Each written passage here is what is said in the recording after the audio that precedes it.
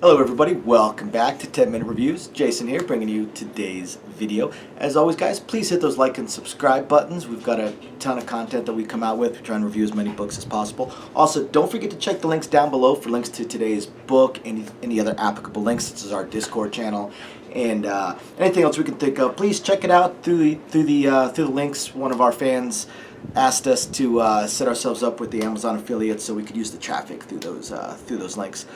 Otherwise, once again, thank you everybody for joining us, and I'm going to go ahead and get right into today's video. Hello everybody, welcome back to 10 Minute Reviews. Yeah. Okay, baby. I'm Jason, this is Freya, and we're bringing you today's video. She is crazy. Every time I sit on this couch, I don't know what it is, but she just goes nuts every time. So today we're going to be talking about an author and a book that, well, a couple of authors and a book that, or series we've talked about in the past. I've talked about these authors many times.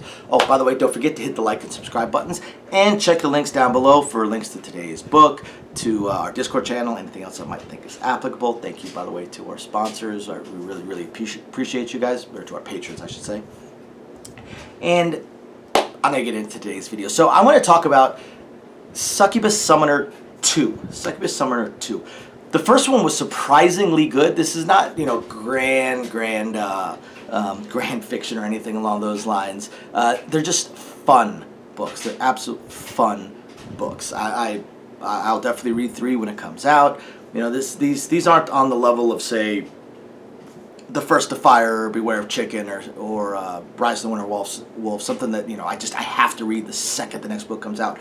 But it's one that I absolutely will read, by a pair of authors that write together a lot and are a lot of fun. They just write fun stuff.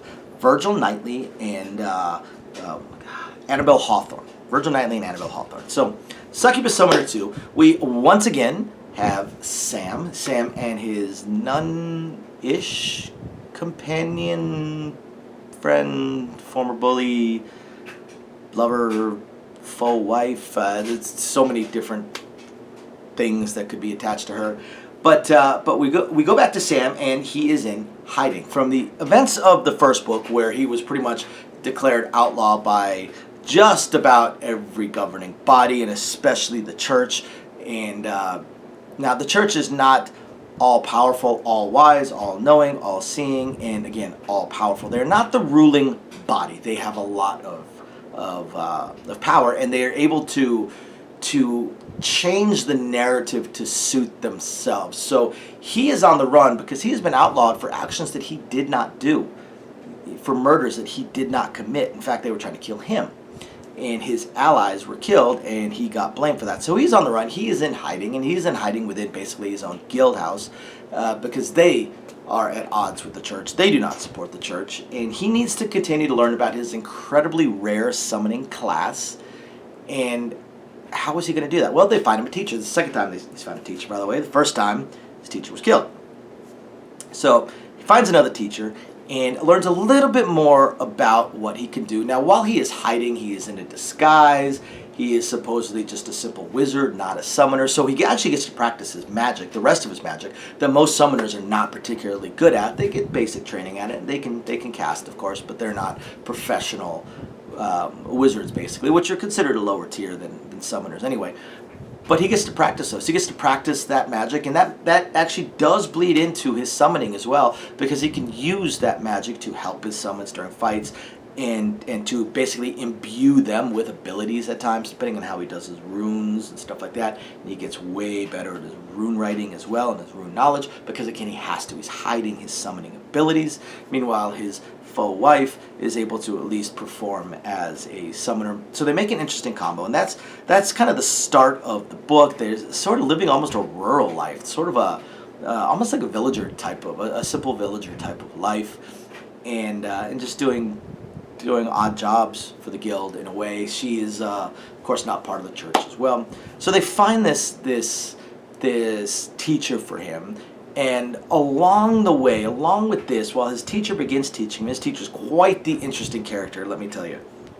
While his teacher's beginning to teach him, they also have other events from this building war that is going on around them.